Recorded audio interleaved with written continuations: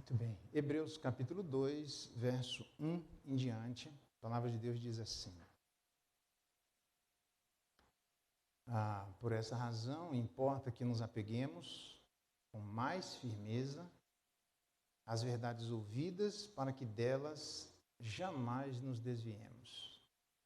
Se, portanto, se tornou firme a palavra falada por intermédio de anjos, e toda transgressão ou desobediência recebeu justo castigo, como escaparemos nós, se negligenciarmos tão grande salvação, a qual tem sido anunciada inicialmente pelo Senhor, foi-nos depois confirmada pelos que a ouviram, dando Deus testemunho juntamente com eles, por sinais, prodígios e vários milagres, e por distribuições do Espírito Santo, segundo a sua vontade. Até aqui a leitura da palavra de Deus. Louvado seja Deus pela sua palavra. Vamos orar mais uma vez? Pai, dá-nos graça de ouvirmos, dá-nos graça de o Teu Espírito trabalhar na vida de todos nós, conforme as carências que existem no nosso coração, para que dessa maneira possamos passar não incólume em relação às tentações e provações, mas certamente com o nosso coração firmado em Ti, a despeito das provações e tentações. Ser com cada um de nós e alimenta-nos, é a nossa oração agradecidos em Cristo Jesus. Amém. Muito bem, irmãos, como permanecer firme em Cristo? É sobre isso que eu queria conversar com vocês.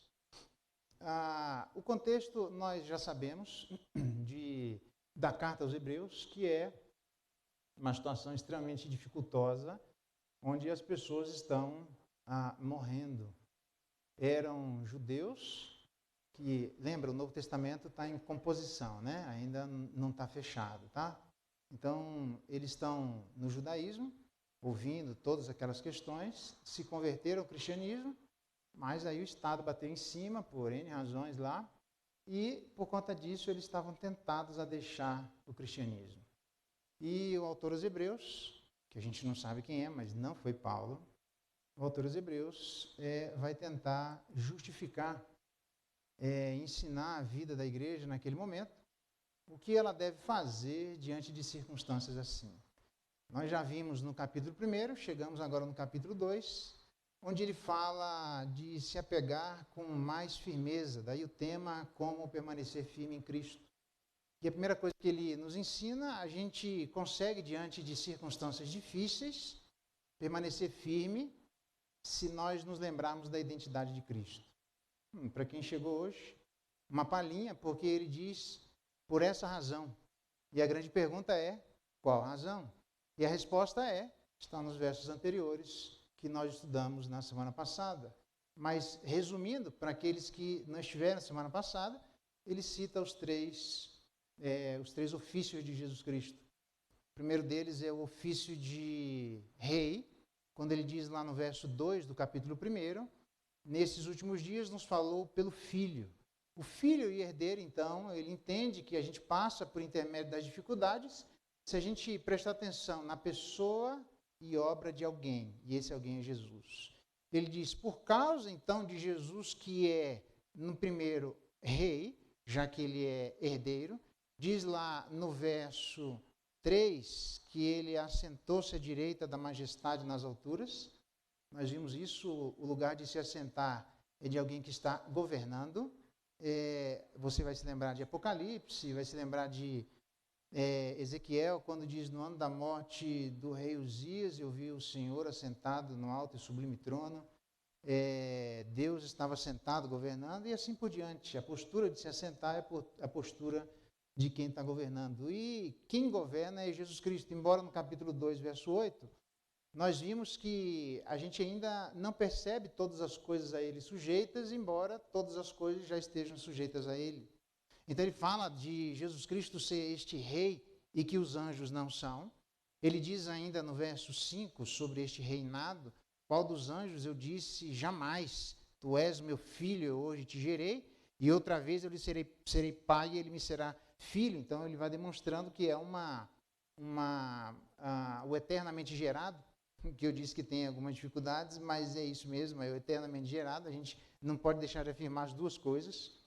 E ele vai dizer, por conta disso, que as pessoas deveriam adorar a esse rei, e que os anjos, nós vimos que Pedro, que era apóstolo, não aceitou a adoração, embora ele tivesse um papel singular. A gente vai se lembrar de João, no livro de Apocalipse, com os olhos vazados, ele viu o Senhor, e viu todo aquele trabalho que era uma visão dada a mando de Jesus Cristo para João na ilha de Patmos, já na velhice, e no final ele fica tão impressionado que ele, por respeito, quer adorar ao anjo, e o anjo diz, não faça isso porque eu sou conservo teu e dos profetas que vieram antes de você, adora a Deus. Então, claramente, na Bíblia, ninguém recebe adoração a não ser o divino. Divino é esse que o próprio Jesus Cristo, nós vimos mesmo na tenridade, quando os magos chegam lá e depositam presentes diante dele, se inclinam para adorá-lo e ninguém repreende aquelas pessoas por terem uma postura de adoração diante daquele menino, que era um menino, mas não era só um menino, era o Deus encarnado. Então, diante das dificuldades, ele vai explorar essa realidade do trono de Deus. No verso 7 e 8, ao contrário, mesmo que haja um poder absolutamente estrondoso e espetacular por parte dos anjos, que serão o companheiro da igreja, quando a igreja passar por perseguição.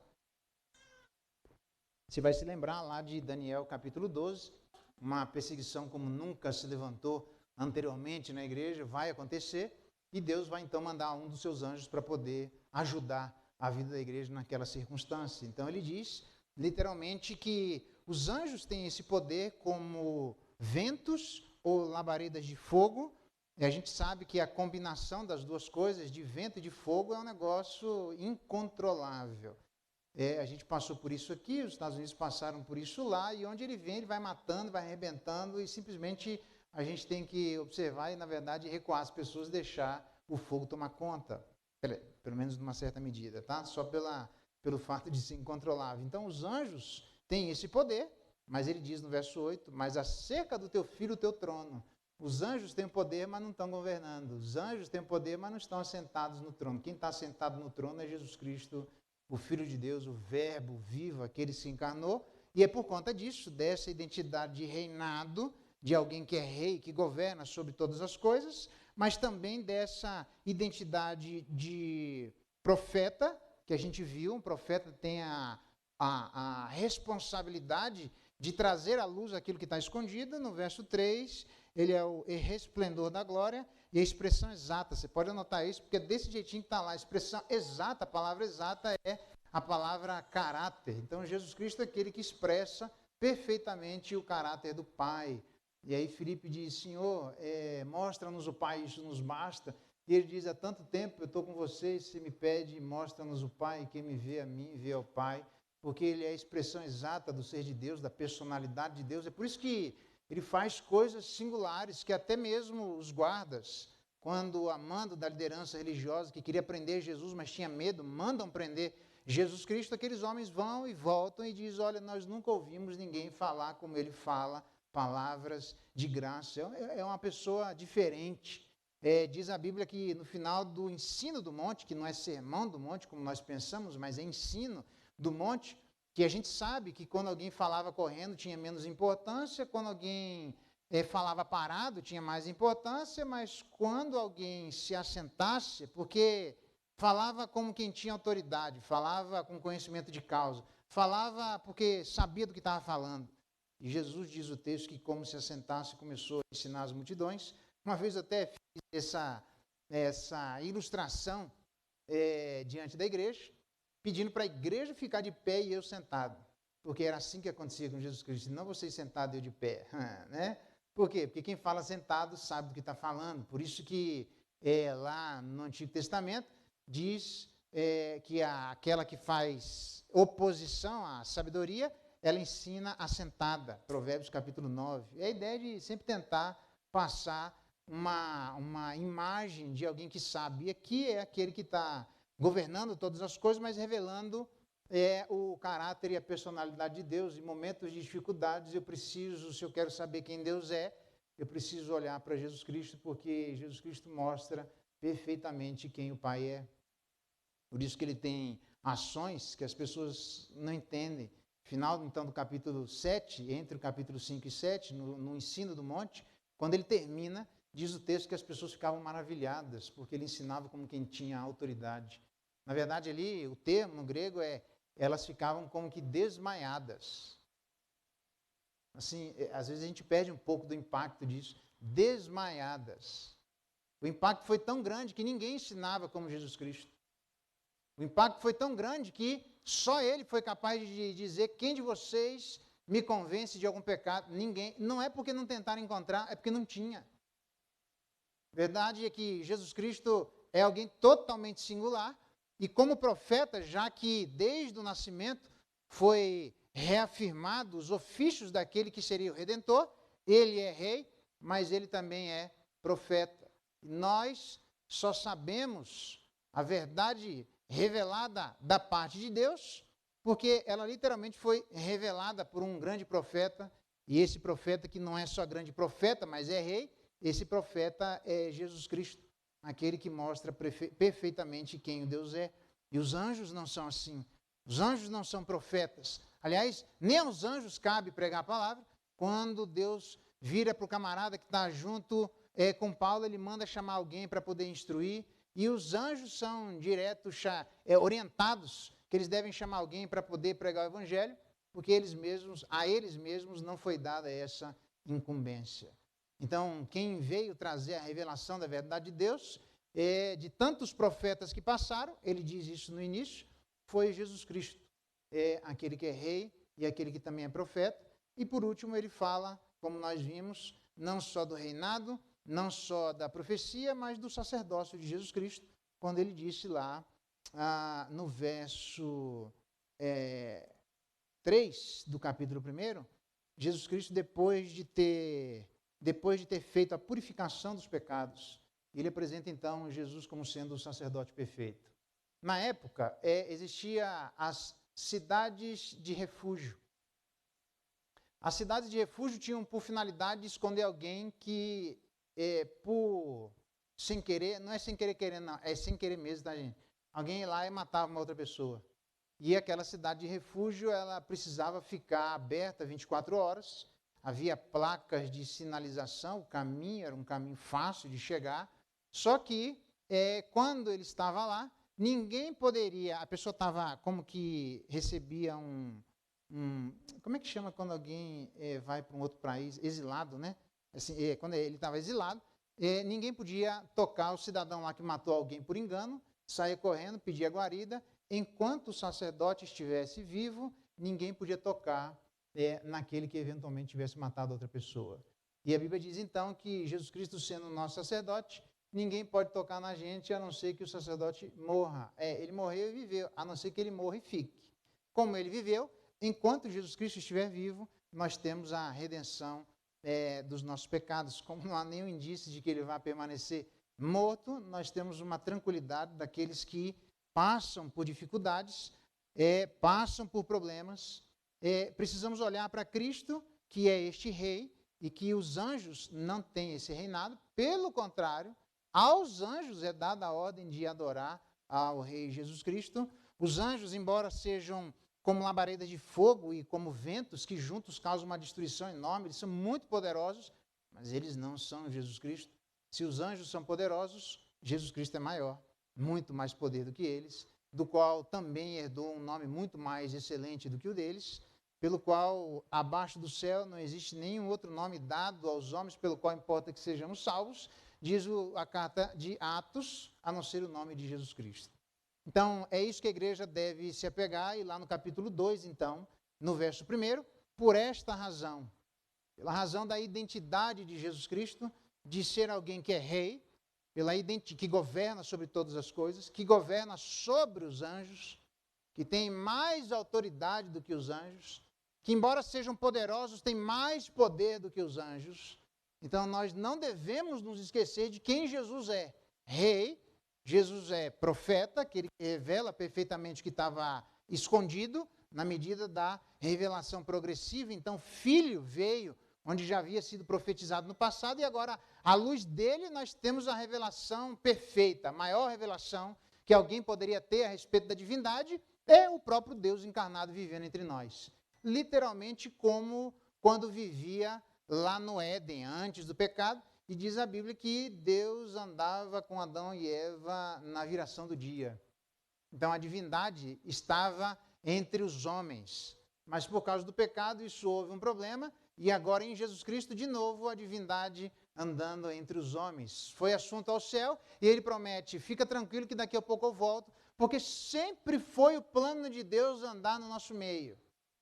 Sempre fez parte do planejamento de Deus estar conosco. A gente estar com Ele, Ele estar conosco, e habitarmos no lugar comum, onde nós pudéssemos desfrutar de uma codependência sem nenhuma dificuldade, sem nada que colocasse obstáculos entre nós e o nosso Deus. E Jesus Cristo, então, por causa destes ofícios, o ofício de rei, o ofício de profeta e o ofício de sacerdote, no capítulo 2, por esta razão, por ser Jesus Cristo quem Ele é, nós devemos nos apegar com mais firmeza às verdades ouvidas. Nós não deveríamos jamais nos esquecermos da identidade de Jesus, porque é a identidade de Jesus quem vai dar a segurança necessária que eu e você precisaremos quando por tribulações nós passarmos e formos provados. Ainda que em alguma tribulação a gente eventualmente vier, inclusive, a perecer, nós precisamos olhar para Jesus. É isso que a igreja tem para dar, porque a identidade da igreja é a identidade de Jesus Cristo, se a igreja é o corpo de Jesus Cristo. Então, aquilo que ele é, nós também somos. Em alguma medida, é óbvio, né? Só para você não imaginar que eu estou inventando isso, né? Lá a gente diz em Efésios que o marido deve amar a mulher como Cristo amou a igreja. Mas é óbvio que a gente não consegue redimir a nossa mulher. Ele não está ensinando que o marido tem condição de redimir a mulher. Ele só está ensinando que existe uma certa proximidade na figura. Quando chega na proximidade em que a comparação cai por terra, a gente tem que parar ali, porque há um aspecto que só Cristo é redentor e ninguém tem que imitá-lo. Mas há um outro aspecto que a gente é como ele também é. Nesse sentido, o que é que faz com que nós fiquemos com sucesso passando pelas dificuldades, por maior que elas sejam? Que é exatamente isso que as pessoas questionam. Quando elas passam por dificuldades, elas questionam sobre a identidade de Deus, como foi um exemplo simples que eu tenho dito aos irmãos, aquele texto de Salmo 73, quando ele fala que ele invejava os arrogantes e ele imaginava que era inútil andar e conservar o coração íntegro e lavar as mãos da inocência, até que entrei no santuário de Deus e atinei com o fim que tu, Senhor, fazes em relação a eles. Tu os pões em lugares escorregadios. Na verdade, quando ele entra no santuário de Deus, a percepção dele sobre a identidade de Deus é absolutamente corrigida, a tal ponto dele lá na frente dizer, eu era como um animal, um ignorante, um embrutecido na tua presença. Não é porque ele não lia as circunstâncias à sua volta, é porque ele começou a enxergar a identidade de Deus de maneira distorcida. Do tipo, achando que tudo acaba em pizza, achando que, assim como no reino dos homens, vai acontecer no reino de Deus, e a corrupção existente entre nós será um reflexo eventual da corrupção existente no reino celestial, e ele entende que ele estava falando bobagem. Elias vai dizer, o que você quer comigo? E Elias diz, Senhor, fiquei sozinho, e ele diz, eu guardei 7.000. Você está achando que eu sou quem?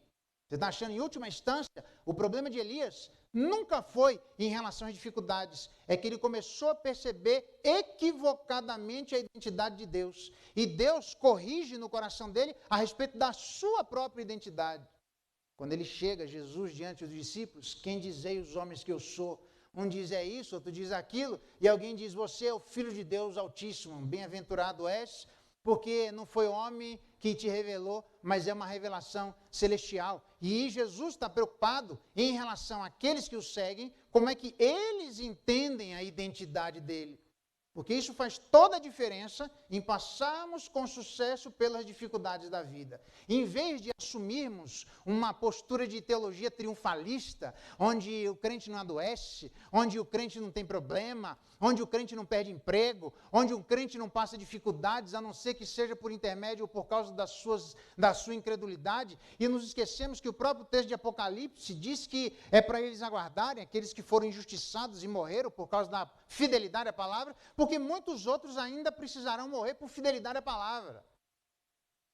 É um grande problema que faz com que qualquer um de nós se resvale os pés e nos afastemos do Deus vivo, é quando nós duvidamos da identidade de Deus. É por isso que o autor aos Hebreus, depois de gastar um tempão no capítulo 1, sobre tudo que ele falou a respeito da identidade de Jesus Cristo, ele diz no capítulo 2, verso 1, que esta é a razão que nós devemos nos apegar para jamais nos afastarmos da presença do nosso Pai. Quais razões? Jesus sendo rei, profeta e sacerdote. Cuidado, porque nas nossas caminhadas, a grande dificuldade que pode existir é quando uma pontinha de dúvida cresce no nosso coração sobre quem Deus é.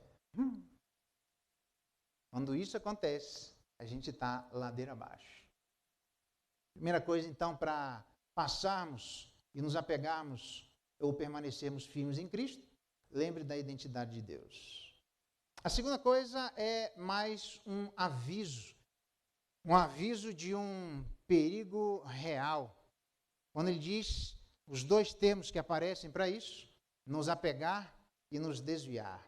Aliás, uma tradução alternativa diz assim: por isso é necessário que prestemos mais atenção ao que ouvimos, porque para que nada nos tire do caminho, para que não sejamos levados à deriva, ou ainda uma outra tradução, a fim de não flutuarmos para longe. E a razão disso é porque os dois termos que aparecem no verso 1, de se apegar e de se desviar, são termos náuticos. São termos que apontam um barco, apontam uma linguagem de quem é pescador conhece disso. O primeiro deles diz respeito a uma âncora, e o segundo deles diz respeito a um bote salva-vida, que vagarosamente pode ir levando para cada um de nós para bem longe. E ele fala então do perigo da apostasia. Ele está falando para a igreja. Eu não sei se você vai se lembrar de Tiago capítulo 5. Se alguém entre vós, lembra disso? Se alguém entre vós se desviar da verdade e alguém o converter, saiba que aquele que o converteu salvou a alma dessa pessoa da morte. Já que isso aqui é uma linguagem náutica, o que ele está dizendo em última instância é a linguagem do mar. Eu fui criado na beira da praia, assim, não na praia assim, né, mas tipo 20 quilômetros da praia. Eu acho que eu amanhecia e já estava nadando assim, não. Bem pertinho da praia lá na Bahia, perto de Camaçari, perto de Arembepe, Jauá, aquelas praias lá, eu não lembro agora o nome da rodovia que passa lá. 020? Será que é? Sei lá como é que é. É alguma delas que passa, atravessa lá. Isso, eu morava do ladinho ali. E toda vez que a gente chegava no mar, eu me acostumei com isso. Não importa se era o mar que você tinha ido na semana passada. Toda vez, antes de entrar no mar, você tinha que olhar para ver quais eram as particularidades existentes daquele dia. Porque todos aqueles que ignoram a fúria do mar, todos aqueles que ignoram a periculosidade existente. Todos aqueles que são quase como ingênuos, só porque foram semana passada, acham que nessa semana o mar está se portando exatamente do mesmo jeito e a gente sabe que isso não é verdade. Além de existir diferença de praia e praia, existe diferença de mar e mar, mesmo que seja no mesmo mar. Então, o autor aos Hebreus está dizendo, à luz disso, que a gente não está aqui para brincar. A gente não está aqui só no hospital. A gente não está aqui, literalmente, para nos esquecermos que o ambiente em que nós vivemos, essa tensão só vai acabar quando Jesus Cristo voltar e colocar termo nessa história. Até lá, existe uma periculosidade real. E ele está apontando para a periculosidade da apostasia.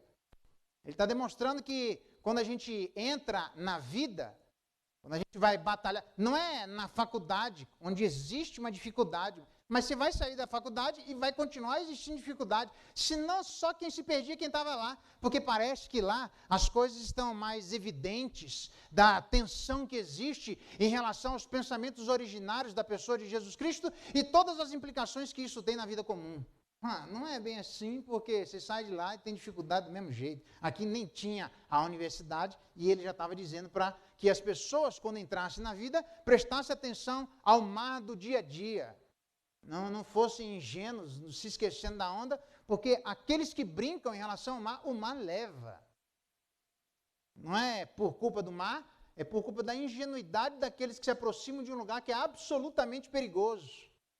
Na verdade, a apostasia, quando a gente olha para o Antigo Testamento, há vários exemplos. Coré, Datã e Abirão rebelaram-se contra Moisés, foram engolidos pela terra. Os filhos de Arão, Nadab e Abiú, foram consumidos pelo fogo. A geração daqueles que saíram lá do Egito passaram 40 anos e 1.200.000 pessoas morreram durante 40 anos, porque eles se esqueceram de prestar atenção que o mundo em que a gente vive é um mundo que ainda plenamente Deus não executou e aplicou tudo aquilo que ele conquistou na cruz. É um mundo perigoso, é um mundo que requer cautela. Não é cautela em relação ao nosso filho que está saindo da adolescência para a juventude, quando ele diz, olha, presta atenção. Há muitos adultos, quando vai casar, a impressão que muitos têm que, quando casou, acabaram-se os problemas. Tem muitos adultos, tem muitos idosos, também muitas pessoas casadas e muitas pessoas que já passaram por N dificuldades na vida e que agora, no casamento, elas imaginam que nenhum problema, nenhuma dificuldade mais vai se estabelecer no exercício da sua fé diante de Deus. Isso é ledo engano. É só olhar para o Antigo Testamento as pessoas que idosas se perderam, mas também olhar para o Antigo Testamento daquelas pessoas que passaram com sucesso por provações enormes, onde uma das suas maiores provações na sua vida foi quase que ao final da vida, com mais de 80 anos, Daniel. Lançado na cova dos leões, onde ele orava como ele estava acostumado a fazer durante 3 vezes ao dia, mas ninguém conta para você que antes da primeira vez, ou melhor dizendo, depois da primeira vez, da última vez que Deus havia falado com José, havia se passado até aquele momento onde ele orava 3 vezes por dia, como ele costumava fazer, mais de 50 anos, irmãos.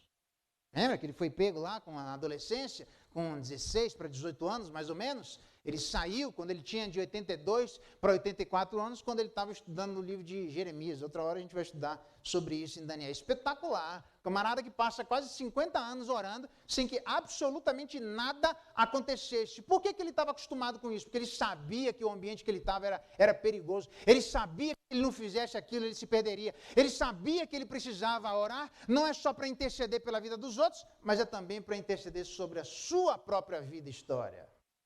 Cuidado, irmão. Cuidado para onde você está indo. Cuidado onde você está vivendo. Cuidado para você não achar que juros espirituais nos ajudam a vencer os novos obstáculos da vida. Não ajudam, cada dia, cada dia. E ninguém sabe. Há N pessoas que passaram por provações na velhice. E muitos, achando que já estão com a vida ganha, se perdem na velhice. Ou na fase da maturidade. Eu nem gosto da fase da maturidade, porque a gente pode confundir isso aqui com maturidade espiritual. Nem todo mundo que cresce aprende. Tem gente que é burro chuco. Isso está lá no Antigo Testamento, não sejam como os animais, né? Que só debaixo de cabresto são guiados e orientados. Ele diz, amolece o coração. E no Salmo 119, ele vai dizer a partir do verso 98, é por isso que a tua palavra nos faz mais sábios do que os nossos mestres, nos faz mais sábios do que os nossos inimigos e nos faz mais sábios do que aqueles que são mais velhos. Por isso que no reino de Deus tem gente mais nova ensinando mais velha. Porque tem gente que aprende com a idade, tem gente que nem com a idade aprende. Por quê? Porque vacila. Por quê? Porque acha que está aqui a passeio.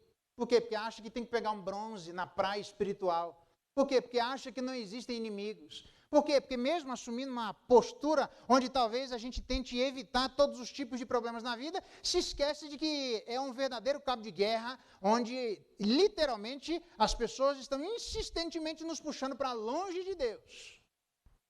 E ele diz, presta atenção nisso. Ele diz, tenha cuidado. Ele não cita o camarada, mas ele está citando da apostasia e dos desvios. Ele vai citar isso na carta aos Hebreus. Aquelas 1.200.000 pessoas que morreram, aproximadamente 90 pessoas por dia durante 40 anos. E o povo ia morrendo e não prestava atenção, ia morrendo e não prestava atenção, e continuava a morrer, e passou 40 dias e foi uma geração inteirinha. Joga essa fora aí, vamos para outra, porque essa aqui não entendeu que nós não estamos a passeio. A igreja pode até ser descrita como um verdadeiro hospital, mas a igreja não é só um hospital. A igreja pode ser considerada um hospital, desde que seja um hospital dentro da batalha e do ambiente de guerra. Se for um hospital dentro do ambiente de guerra, então a gente vai olhar e dizer assim, não, você tá bom, dá para tirar, dá para pegar a espada, dá para lutar, então bora para a briga. Ah, mas está doendo. Vai doendo mesmo, porque tem um monte de gente aqui que está precisando mais do que você. Bora para a batalha. Porque senão a gente vai fazer como no mundo de hoje, as pessoas que quase que idolatram o sofrimento, quase que colocam o sofrimento como servindo de uma justificativa para serem inimputáveis diante da lei de Deus. Sofrimento nenhum tira a nossa responsabilidade. Todos haveremos de comparecer diante do tribunal de Deus para darmos razão daquilo que nós fizemos de bem ou de ruim por intermédio do corpo. Todas as palavras que saírem de nossa boca, nós, como diz Provérbios capítulo 6, estamos enredados pelas palavras da nossa boca, haveremos de prestar contas diante de Deus por tudo aquilo que falamos. Sofrimento no mundo espiritual jamais foi justificativo o suficiente para validar determinadas posturas que na Bíblia é chamada de desvios, é chamado de apóstatas, de gente que era próximo de nós e se afastou. Tem N exemplos assim na Bíblia. Por quê? Porque tem gente que não entendeu a seriedade da vida cristã.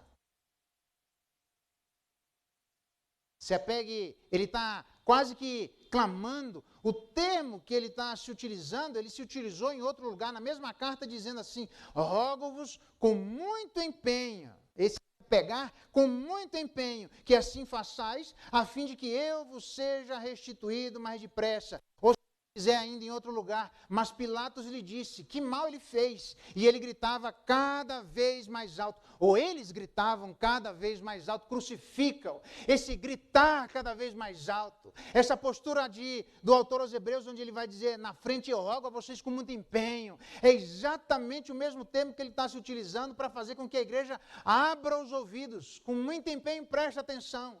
Do mesmo jeito que a multidão gritava cada vez mais, crucifica Jesus Cristo, solta Jesus Cristo ao Barrabás, crucifica Jesus Cristo. Diz o texto que cada vez mais alto eles gritavam, e ele então se apropria dessa terminologia, e ele agora está gritando quase como um profeta. Jeremias profetiza aos ouvidos de Jerusalém, fala cada vez mais alto, presta atenção, igreja, onde nós estamos, que nós não estamos aqui para brincar.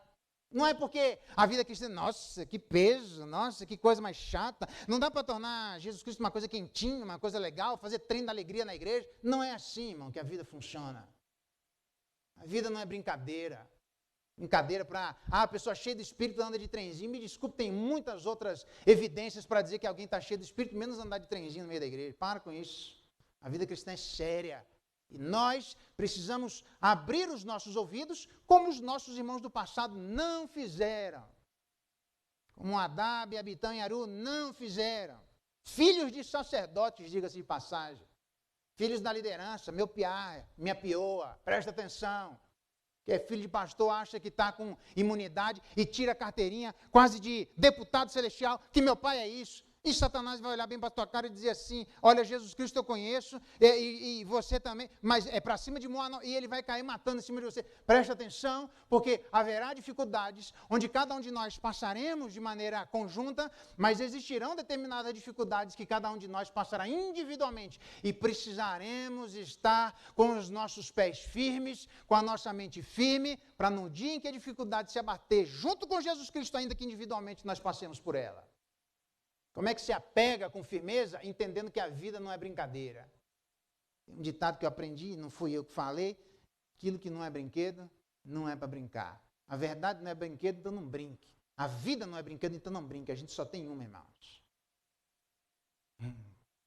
Os camaradas iam ser cerrados, mortos, queimados, né? Presos, espoliados, os bens perdidos, era coisa séria. Ninguém perde aquilo que trabalhou a vida inteira do nada e fica como se estivesse tudo bem. A gente bate o carro, não tem seguro, fica sem dormir. Aí vem as pessoas que passam em lugar que tem vulcão, vem lá, acabam com tudo, você não sei nem como é que faz a vida. E você vê as pessoas chorando, de desespero, de agonia, onde elas moravam em lugares de periculosidade e por alguma razão perderam tudo, veio destruição, catástrofe natural, e a pessoa chora, era tudo que eu tinha. Só você ir lá para Brumadinho e ver as pessoas que perderam tudo que elas tinham. Era o lugar do meu sustento. Comece em outro lugar, leva a vida. É fácil falar porque não foi você que perdeu tudo. Vamos processar a vida dos camaradas para ver se eles dão. Mas tinha afeto na terra. Foi aqui que meus pais cresceram. Aqui que minha família, acabou o bairro que eu conhecia, as pessoas as quais eu conhecia, muitas delas morreram. Atendia que estava na Austrália esses dias. Foi de lá de Brumadinho, foi embora. Por quê? Porque acabou, não tem mais nada, o bairro acabou, a cidade acabou, os amigos morreram, fiquei sozinha. Como é que passa por problemas assim, irmãos, sem pirar? Como é que passa por problemas assim, sem se afundar num mar de tristeza, se ensimesmando em seu próprio problema, que é um problema real. Ninguém está tirando a dificuldade da realidade do problema. A questão é que a gente vai conseguir passar por ele, não é levantando bandeirinha de triunfalismo dentro da igreja, é olhando para Jesus, o autor e consumador de nossa fé, e levando com seriedade a vida. É prestando atenção que, assim como o rei Asa, diz o texto, que em períodos de paz, ele triplicou a quantidade de exércitos e de armas que ele tinha para a batalha. Por quê? Porque é no período de paz que você se prepara para a guerra. No dia da guerra, foi feita para guerrear. Só que tem gente que está no dia de paz e o cara acha que ele está na praia, velho. O cara vai tocando a vida. Vamos ler mais a Bíblia? Vem para quê, velho? Não tem nenhuma briga. Vamos orar mais. Mas qual é a dificuldade? Nós somos igual ao Brasil, a gente não entra em briga nenhuma, está tudo sossegado. Satanás nem vai me olhar. Aí vem as dificuldades da vida, que não chega nem perto do que esses caras viveram. E a gente socorro, o pastor me visita, cadê a liderança? A igreja faz alguma coisa? Vamos inventar uma programação. Não tem programação que a gente possa inventar na face da terra que dê conta de ser igual a Jesus Cristo, rei, sacerdote e profeta. A única coisa que eu e você precisamos fazer é prestarmos mais atenção, é nos apegarmos com firmeza às verdades ouvidas, verdades da palavra. A palavra de Deus revela quem Deus é. A palavra de Deus revela. É por isso que, quando Paulo diz a uma determinada igreja, muito obrigado pela maneira, é quase que Paulo agradece, reconhecendo que eles reconhecem que aquilo que Paulo estava falando era de fato palavra de Deus. Com palavra de Deus não se brinca, não. Camarada, nós vimos hoje de manhã o rico e o Lázaro, lembra? O rico diz, manda alguém lá para poder falar aos meus parentes. Ele diz, eles têm a palavra. Moisés e os profetas. Moisés representando o Pentateuco e os profetas representando os profetas maiores e menores. Nem que alguém ressuscitasse, diz o texto, eles não se deixariam persuadir. Nem uma ressurreição fora de Jesus Cristo é suficientemente grande para amolecer e persuadir o nosso coração. A pergunta é simples.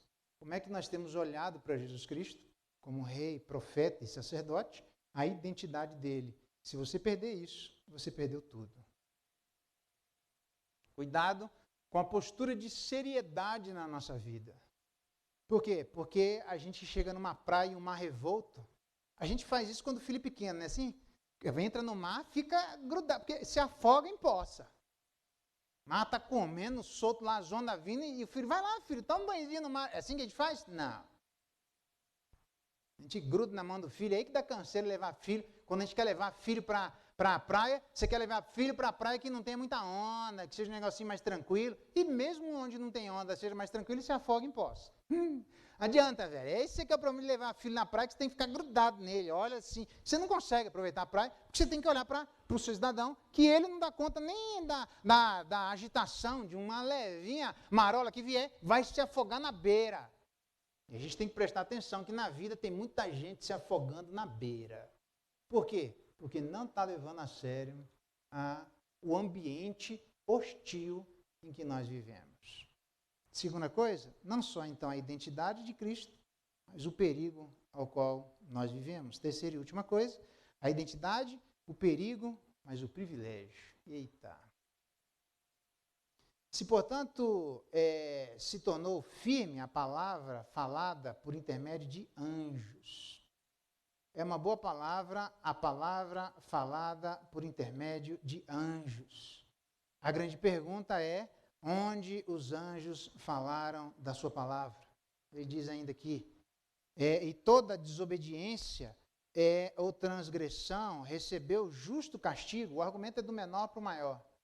Ele está dizendo do mesmo jeito que os anjos trouxeram a palavra e o pessoal não prestou atenção e foram punidos, porque eles tiveram o toque dos atalaias e não ouviram.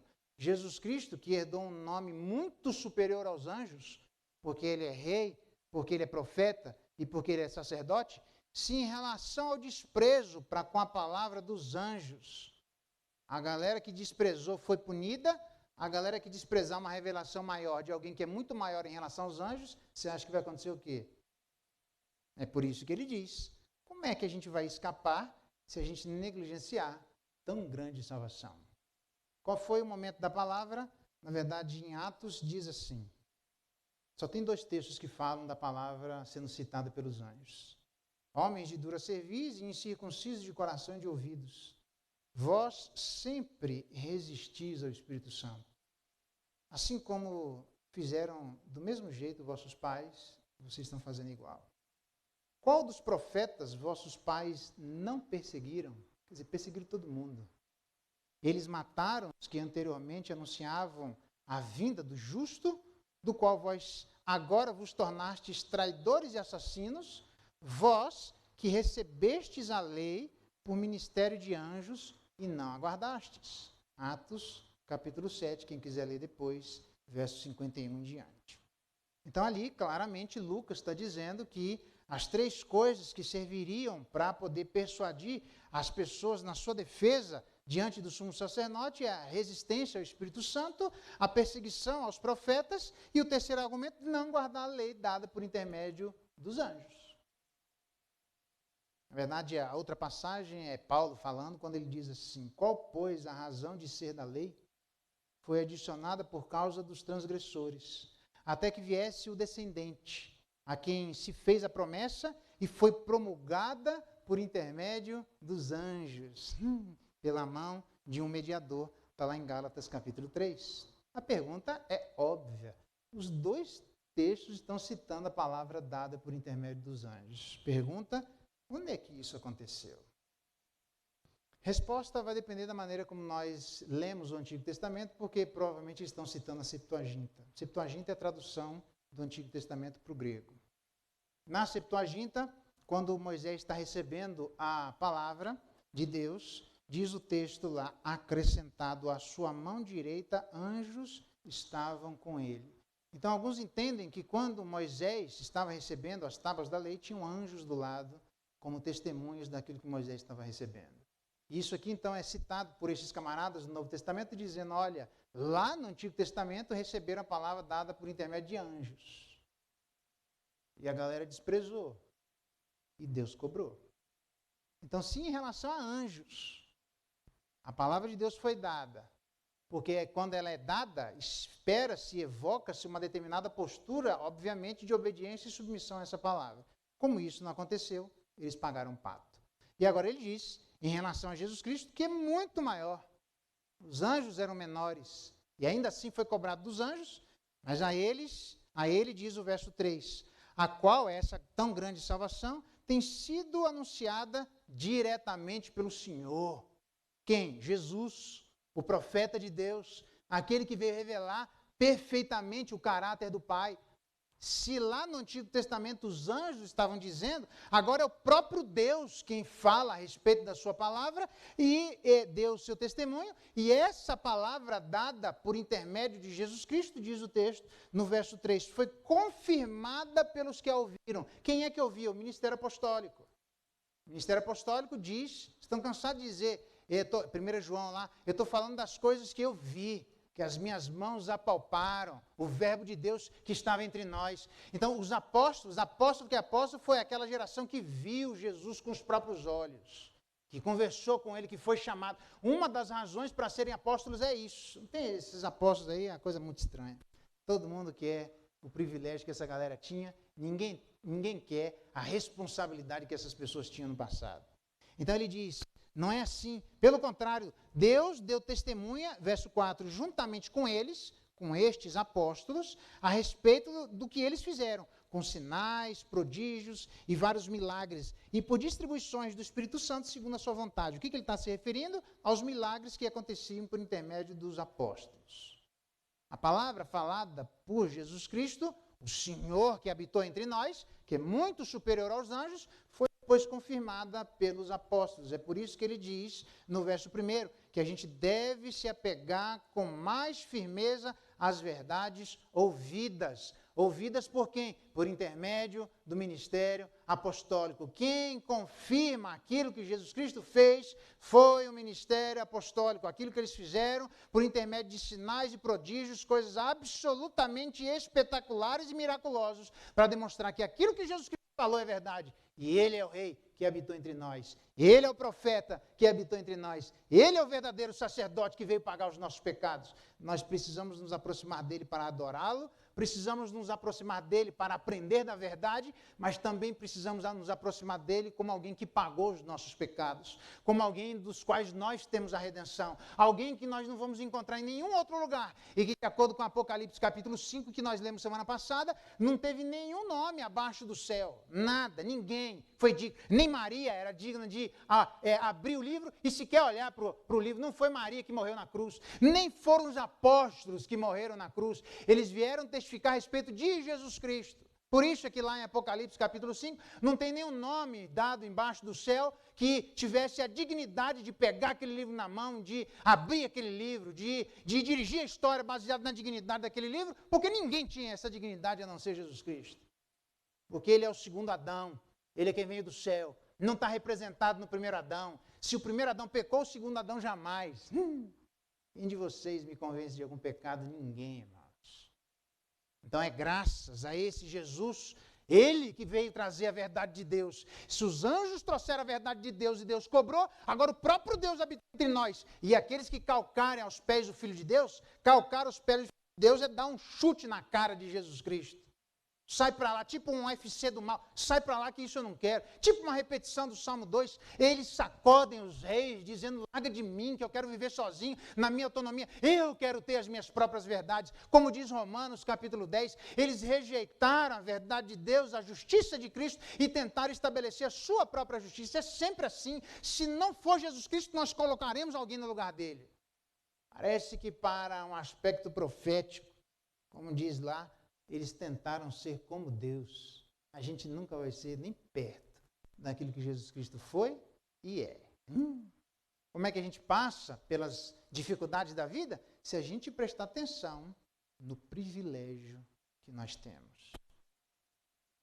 Eu termino dizendo assim, de ti, Corazim, ai de ti, Betsaida. Porque se Tiro e Sidom lá atrás, se tivessem feito tais milagres, já eles teriam se arrependido. Logo haverá menor rigor para Sodoma e Gomorra do que para vocês. Por quê? Porque lá foram profetas, aqui é o próprio Deus. Se lá Deus acabou com uma cidade, aqui você acha que Deus vai fazer o quê? A minha palavra é para você, que eventualmente não fez a sua pública profissão de fé. Profissão de fé é falar. Eu sempre digo da necessidade da profissão de fé pública. Se eu tivesse minha esposa do meu lado, lembra? Encontro no shopping 3 mulheres e uma ex-namorada. E ela pergunta para mim assim, quem que é essa mulher do seu lado? E eu digo para as 3 meninas lá e uma delas minha ex-namorada, é minha amiga. Velho, pode chamar o segurança do shopping, não sai nem vivo do shopping. Não? Nem vivo do shopping não sai, meu amigo. Vai comprar uma... Ih, eu estou mentindo, minha mulher para uma casa de minha inimiga, eu estou falando a verdade, mas não está falando toda a verdade. Cuidado. Porque Jesus Cristo é uma pessoa singular e nós precisamos dizer, não é só amigo, vós sois meus amigos, se fizerdes o que eu vos mando. Dizer que é amigo não fazer o que ele manda e ele manda professar a fé publicamente. Então, para você que não fez, meu conselho, faça. Eu não sou profeta, queria ser, a gente ia ter, já sonhei até, levanta aí, se eu sou de Deus, mas não funciona, Deus não deu essa moral para nós. A gente tem que ficar quieto, a vida está na mão dele. Mas o que é certo, determinado cidadão chega... Ele conta isso publicamente. o irmão do Augusto, Nicodemos, ele chega para ele, o Augusto chega, irmão, quando ele se converteu, nós precisamos mudar a nossa vida, dará, e fazer isso, fazer aquilo. E o irmão dele diz assim, isso aí não é para mim, não. Esse Jesus que você aprendeu aí, isso é para você, para mim a vida é outra. Ele pega a moto, sai, bate e morre.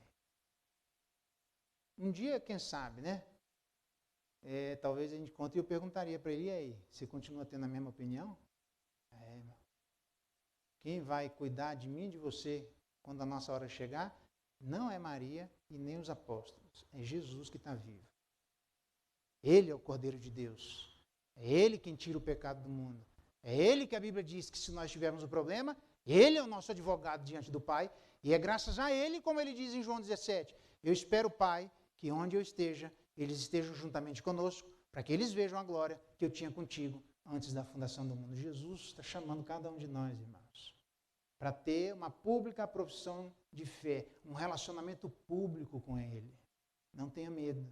E se você não fez a sua profissão de fé, meu conselho, faça. Isso é comigo ou semigo. Você vai ter que procurar uma igreja evangélica e fazer isso. Pode ser aqui ou em qualquer lugar. Não importa. Faça a sua pública profissão de fé numa igreja e ande juntamente com os irmãos. Porque se você não fizer isso, seu couro está negociado. É simples assim. Por quê? Porque se há anjos Deus cobrou, você não se engane. Aqueles que mataram Jesus Cristo, você pode ter certeza que no último dia é Ele que está reinando, Ele vai chamar um por um, filho indiano, e diz, agora minha conversa com vocês. Ah, mas nós queremos entrar. A porta se fechou. E aí não é mais o Cordeiro de Deus. Aí é o leão da tribo de Judá. E não é o centauro que eu tinha.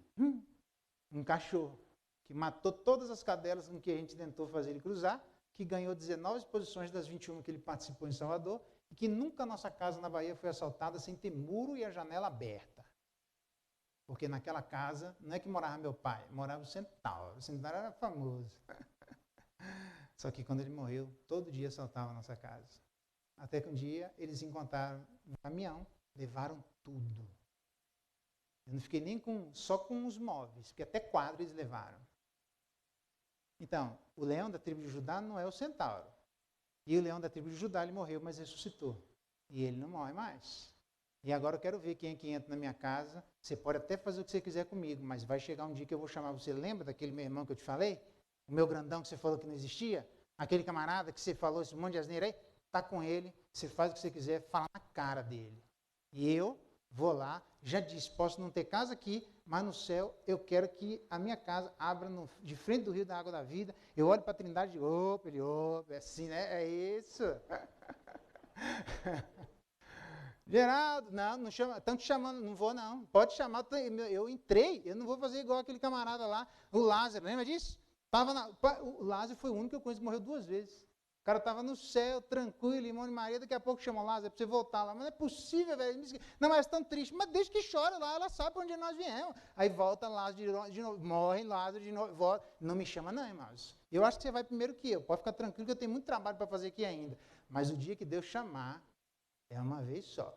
Você quer ressuscitar? Só no último dia.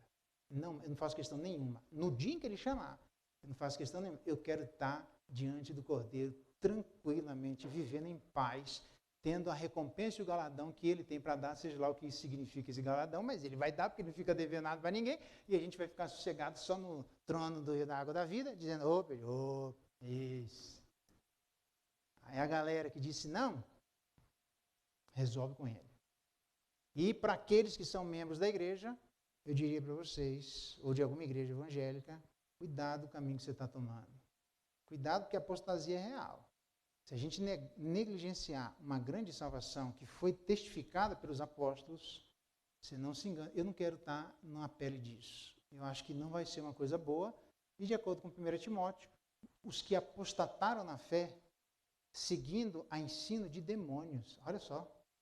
Porque se você não ouvir a Jesus Cristo, que é o rei, você vai ouvir outra pessoa no lugar de Jesus Cristo. E normalmente não é gente boa. Então fica o desafio para nós, se quisermos ser como igreja, uma igreja que persevera com sucesso diante da dificuldade da vida, como nós podemos permanecer firmes em Cristo, levando em consideração a sua identidade, levando em consideração o perigo em que nós vivemos levando em consideração o privilégio que nós temos, muito superior às pessoas do Antigo Testamento. Então, a quem mais se dá, mais se cobra. Então, você não tem que se preocupar comigo, só cuidado para você não se perder.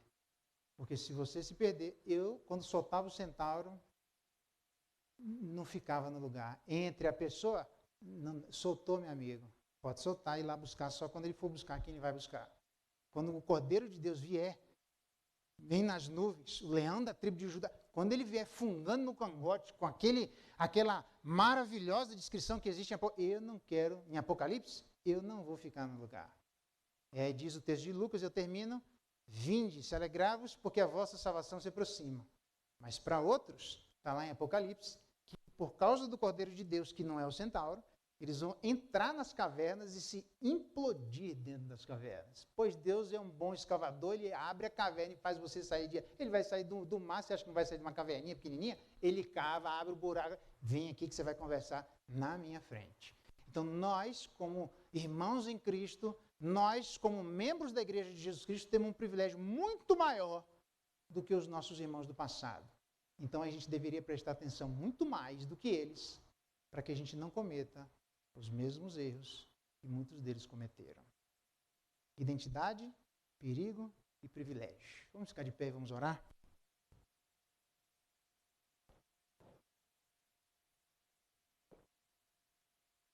Pai, obrigado pela tua palavra.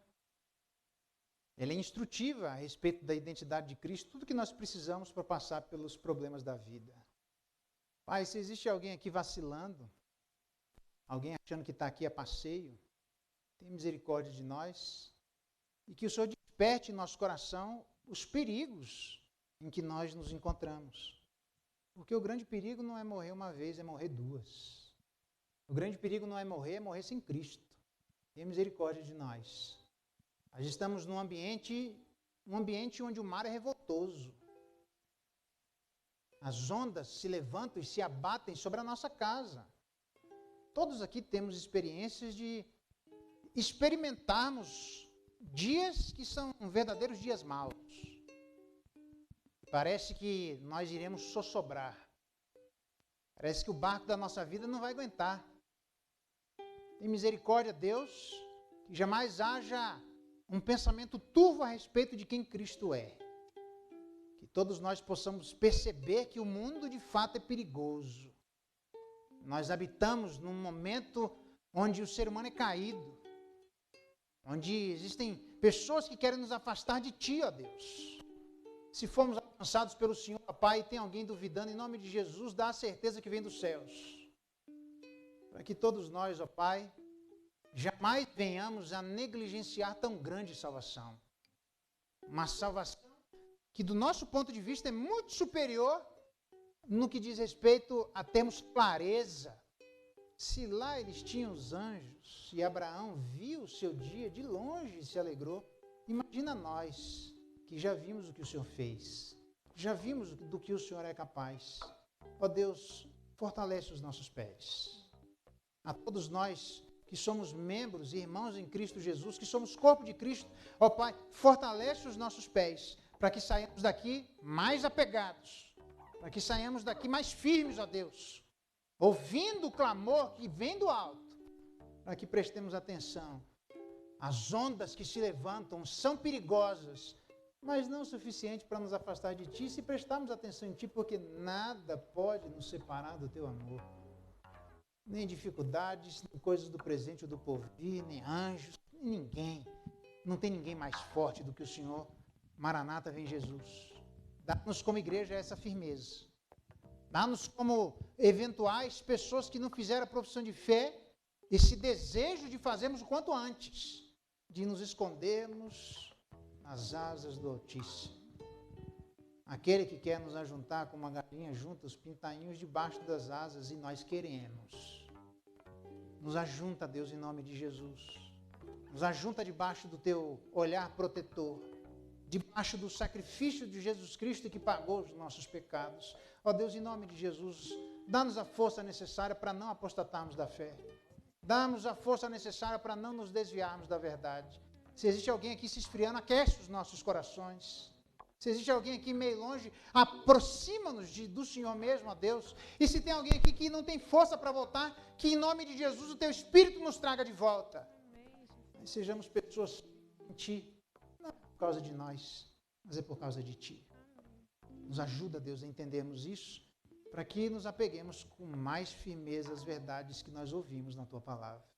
E agora, irmãos, que a graça de nosso Senhor Jesus Cristo, o amor de Deus, nosso eterno Pai, a comunhão, a consolação e a bênção do Espírito Santo de Deus estejam com vocês, irmãos, e sobre todo o povo de Deus espalhado pela face da terra, hoje, pelos séculos dos séculos. Amém.